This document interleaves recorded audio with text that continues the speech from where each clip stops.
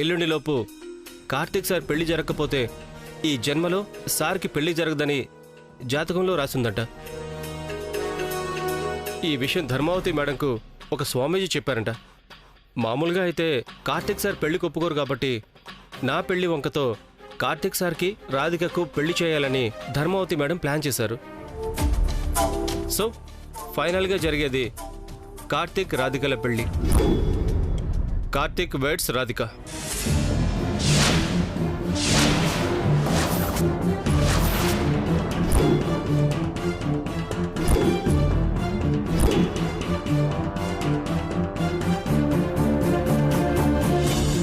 ఏమన్నావు రఘు?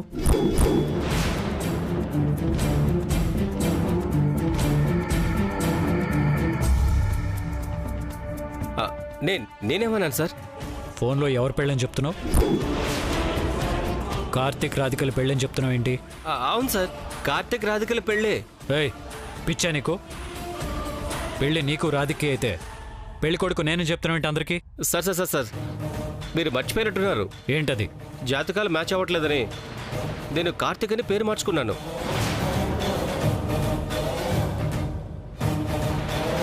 మీకు wedding card ఇచ్చినప్పుడు చెప్పాను కదా సార్,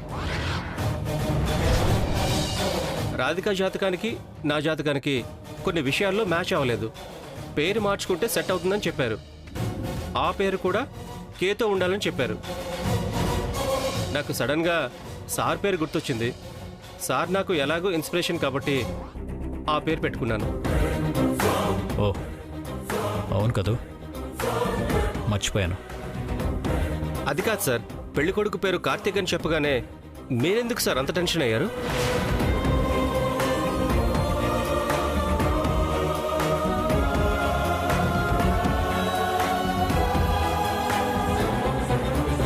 ఎంత చిన్న విషయానికి ఎందుకు సార్ అలా రియాక్ట్ అయ్యారు? నేనేం టెన్షన్ పడలేదు, ఎక్కువగా రియాక్ట్ అవ్వలేదు. రాధిక పెళ్లి కార్తీక్తో జరుగుతున్నాను అనగానే పెళ్లి కొడుకు పేరు నా పేరేంటా అని జస్ట్ క్యాజువల్గా అడిగాను అంతే. చూడు రఘు, ఈ నేమ్స్ విషయంలో ఆ కన్ఫ్యూజన్ లేకుండా చూడు.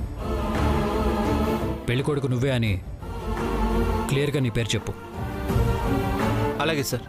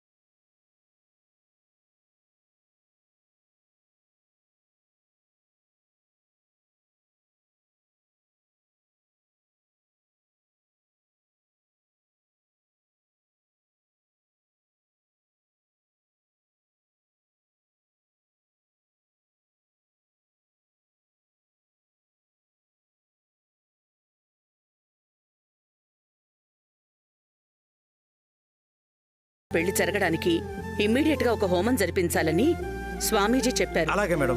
ఇప్పుడు నేను అదే పని మీద వెళ్తున్నాను. గుళ్ళో హోమం జరిపించేసి రేపు ఉదయం కల్లా ఇక్కడుంటాను. అలాగే మేడం. ఒక్కటి గుర్తుపెట్టుకో, రాధిక మెళ్ళో కార్తీక్ చేత 3 ముళ్ళు వేయించడం కోసం మనం ఏదైతే ప్లాన్ అనుకున్నామో ఆ ప్లాన్ ప్రకారం అన్నీ జరగాలి. Sure madam. కార్తీక్ రాధిక మెళ్ళో తాళి కట్టే క్షణం వరకు మనం చాలా అలర్ట్ గా ఉండాలి.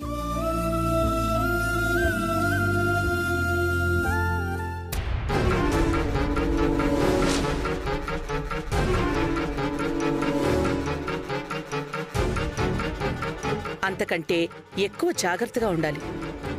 ఎవ్వరికీ డౌట్ రాకూడదు. ఎట్టి పరిస్థితుల్లోనూ మన ప్లాన్ మిస్ అవ్వకూడదు. అసలు అవ్వదు మేడం. అవసరమైతే నా ప్రాణాలు పణంగా పెడతాను. కానీ ఏదో ఒక విధంగా మీరు చెప్పిన ప్లాన్ ప్రకారం కార్తీక్ సారు రాధిక గారి మెడలో తాళి కడతారు. మీరు నమ్మకంతో ఉండండి. ఏ విషయం గురించమ్మా?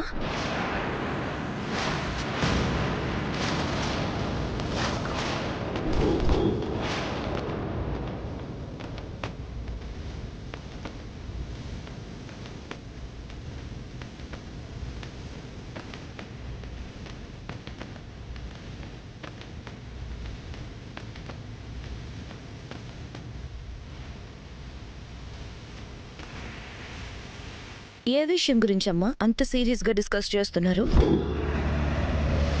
ఈ పెళ్లి స్టార్ట్ అయిన దగ్గర నుంచి చూస్తున్నా నువ్వు రత్నంకి చాలా సీరియస్గా సలహాలు సూచనలు ఇస్తున్నావు. అంత సీరియస్గా చెప్పాల్సిన కొంపలంటుకుపోయే విషయాలు ఏమున్నాయో నాకు అర్థం కావట్లేదు. నువ్వనుకున్నట్టుగా అలాంటి కొంపలంటుకుపోయే విషయాలు ఏమీ లేవు. ఈ పెళ్లి ఏర్పాట్లన్నీ రత్నం చూస్తున్నాడు. అందుకే ఏర్పాట్లు ఎంతవరకు వచ్చాయని ఎప్పటికప్పుడు అడిగి తెలుసుకుంటున్నాను. ఏర్పాట్లలో ఎలాంటి లోటు రాకూడదు అని చెప్తున్నాను. కానీ నాకు మాత్రం రమ్మన్నారంట కదండి. ఏం లేదమ్మా, ఓ ముఖ్యమైన పని మీద నేనిప్పుడు వేరే ఊరెళ్తున్నాను. ఏమైందమ్మా? సడన్గా ఊరు ప్రయాణం ఏంటి? ఏదైనా ప్రాబ్లమా? అలాంటిదేం లేదు నాన్నా. చాలా ముఖ్యమైన పూజ జరిపించాలి, అందుకే వెళ్తున్నాను. అది కాదమ్మా, ఎల్లుండి పెళ్ళుంది కదా. ఇప్పుడు నేను జరిపించబోతున్న పూజ కూడా పెళ్లి కోసమే నాన్నా. నీ మాటలు చాలా ఆశ్చర్యంగా, అంతకంటే ఎక్కువ విచిత్రంగా అనిపిస్తున్నాయమ్మా. ఎందుకు సకలా? మరి లేకపోతే ఏంటి? వీళ్ళ పెళ్లి నువ్వు తల మీదేసుకొని ఇంత హడావిడి చేయడమే ఎక్స్ట్రా. అది చాలదన్నట్టు ఈ పెళ్లి కోసం పూజలు వ్రతాలు చేయించడం ఏంటి ఇంకా ఎక్స్ట్రా కాకపోతే? తప్పే ఉందే. నేనొక ముఖ్యమైన పని మీద వెళ్తున్నాను. ఈ పెళ్లి కూడా ఎలాంటి ఆటంకాలు లేకుండా జరగాలని మొక్కుకుంటే తప్పే ఉంది. అంత అవసరం ఏముందో నాకు అర్థం కావట్లేదు. మరీ ముఖ్యంగా ఈ మధ్య నువ్వు అస్సలు అర్థం కావట్లేదు. అక్క, అమ్మ ఏం చేసినా ఏం ఆలోచించినా అందులో ఒక అర్థం ఉంటుంది. ఈ విషయం నువ్వు అనవసరంగా భూతార్థంలో చూడకు. సరే, రేపు ఉదయం వరకు వచ్చేస్తాను.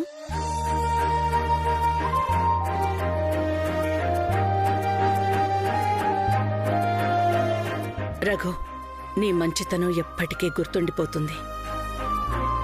ఎదుటి వాళ్ల పరిస్థితిని అర్థం చేసుకుని నీ గొప్పతనం రుణపడిపోయేలా చేస్తోంది. ఈ పెళ్లి విషయంలో అనుకున్నది అనుకున్నట్టుగా జరగడానికి, మిగిలినవి జరగకపోవడానికి అన్నిటికీ నువ్వే కారణం.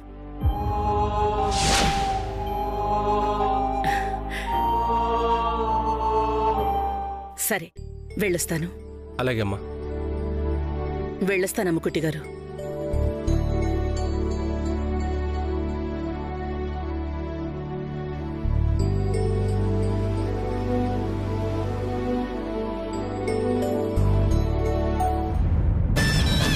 ఈ పెళ్లికి సంబంధించి అమ్మ ఆలోచనలోనూ అమ్మ హడావిడిలోనూ ఏదో తేడా కనిపిస్తుంది. ఇప్పుడు రఘుతో మాట్లాడిన మాటల్లో కూడా ఏదో మర్మం కనిపిస్తుంది. ఈ చిక్కుముడులన్నిటికీ ఎలా సమాధానం తెలుసుకోవాలి?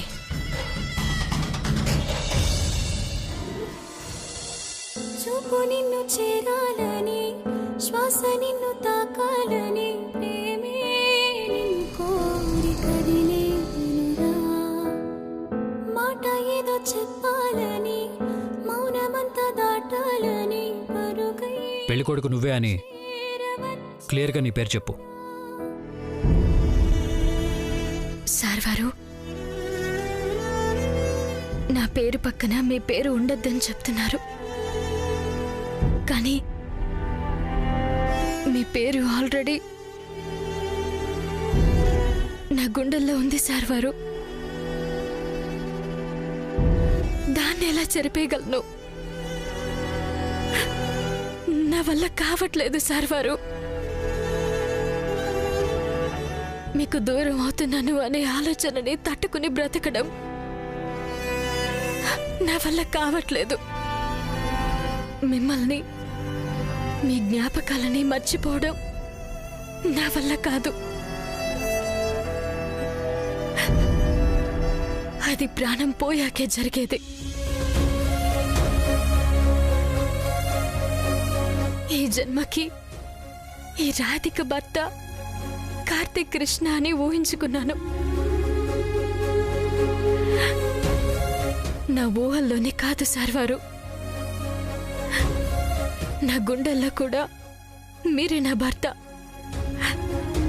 మీరే నా భర్త అని ముద్ర పడిపోయింది.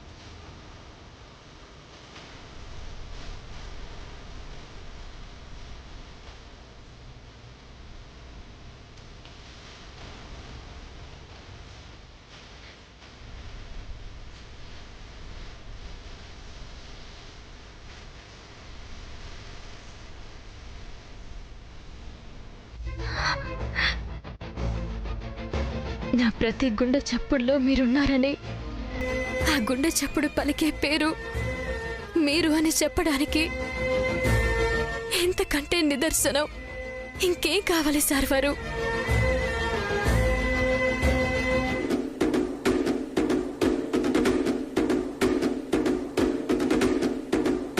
అమ్మ ఇక్కడ లేదు.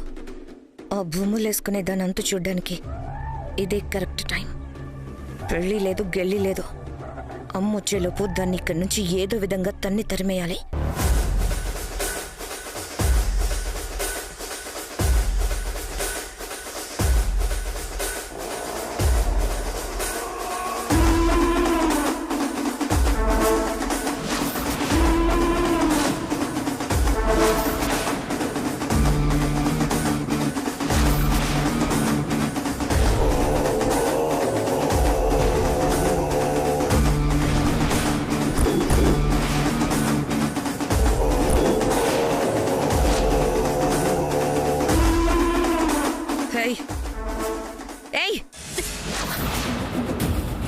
ఏంటిది?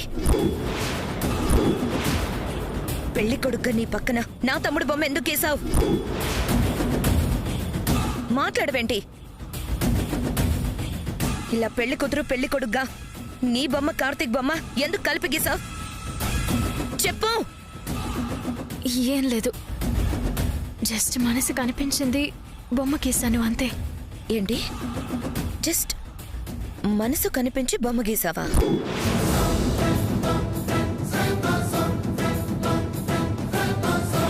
ఏమండి, ఏం చేస్తున్నారు? అయ్యో ఏమండి, ఏం చేస్తున్నారు? హలో, ఏం చేస్తున్నారండి? నీ మనసు కనిపించి కార్తీక్ బొమ్మ గీసావో లేదంటే అసలు నీ మనసులో ఏముందో తేలుస్తాను. పద. ఏమండి ఎక్కడికి? వద్దా? అయ్యో రా. ఏమండి ఆగండి, ఏమండి ఆగండి. ఆగడం కాదు, ఈ రోజు నీ అంత తెలుస్తాను. కార్తీక్, కార్తీక్, ఇప్పుడు సార్ వారిని ఎందుకు పిలుస్తున్నారు? నీ పెళ్లి చేయడానికి. రా. ఏమండి రా. కార్తీక్, కార్తీక్,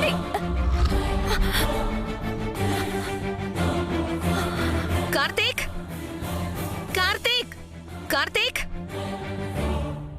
కార్తీక్. అక్క ఏమైంది? ఎందుకలా అరుస్తున్నావు? చూడు, నీకే అర్థమవుతుంది.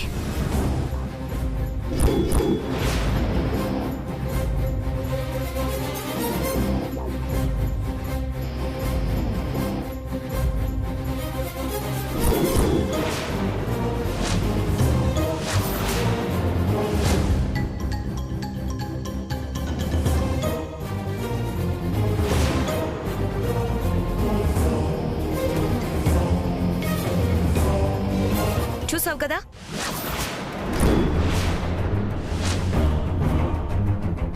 పెళ్లి కూతురుగా ఉన్న తన పక్కన పెళ్లి కొడుకు ముస్తాబ్లో ఎవరు బొమ్ముందో చూసావు కదా. తను పెళ్లి కూతురు, నువ్వు పెళ్లి కొడుకు. తన మనసు కనిపించిందంట, బొమ్మ గీసిందంట. మనసు కనిపించిందా లేకపోతే మనసులో ఉన్నది ఇదేనా?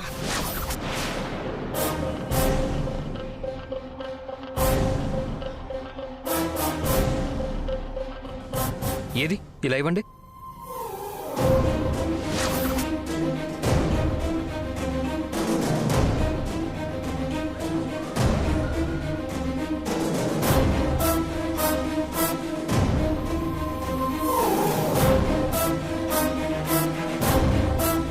ఎల్లుండి ఇతనితో పెళ్లి, కానీ తన మనసులో పెళ్లి కొడుగ్గా నువ్వున్నావు. ఏంటిది? ఎంత పని చేశావు?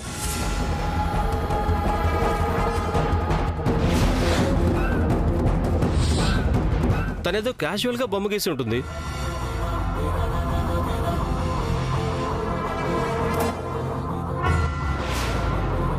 ఇంత చిన్న విషయానికి తన మీద చేయతడం ఏంటి?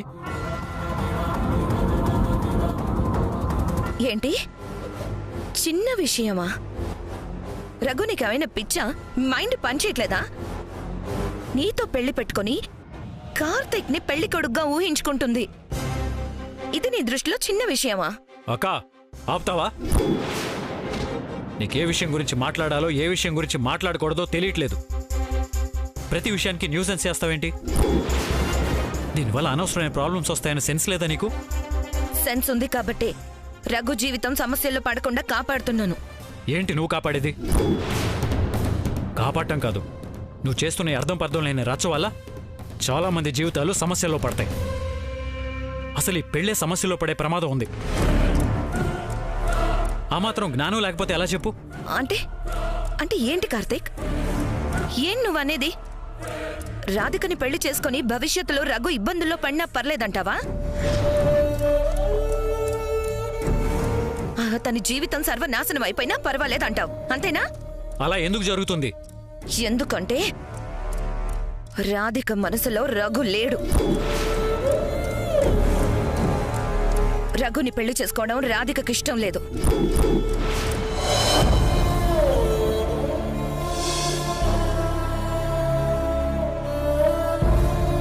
మరి ఇష్టం లేని వ్యక్తితో రాధిక ఎలా కలిసి బ్రతుకుతుంది, ఎలా కాపురం చేస్తుంది?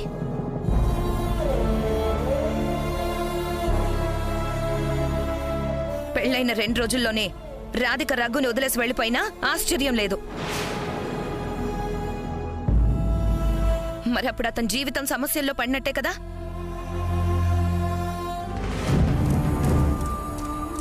అమ్మా అమ్మ, మీకు దండం పెడతాను. ఈ విషయాన్ని పెద్ద చేయకండి దయచేసి. పెళ్ళాగిపోయే పరిస్థితిని తీసుకురాకండి.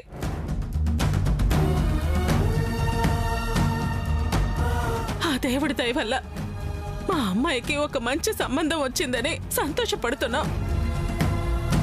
ఈ పెళ్ళి అటు ఇటు అయ్యి 10 మందిలో మా పరువు పోతే మాకు చావు తప్ప మరో దారి లేదు. ఆహా, అబ్బబ్బబ్బబ్బబ్బా, ఎంత స్వార్థపరులండి మీరు. ఎంతసేపు మీ అమ్మాయి గురించి మీ కుటుంబం గురించి ఆలోచిస్తున్నారు తప్ప పాపం ఇతని గురించి ఆలోచిస్తున్నారా? మీ అమ్మాయి ఇతన్ని పెళ్లి చేసుకోబోతూ పెళ్లి కొడుకు స్థానంలో మరో వ్యక్తి బొమ్మ గీసి ఇతన్ని మీ అమ్మాయి మోసం చేస్తుందని ఆలోచించరా?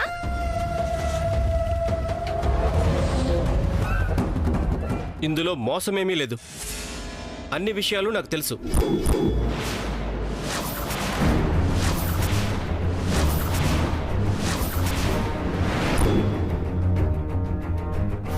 నీకు అన్ని విషయాలు తెలుసా?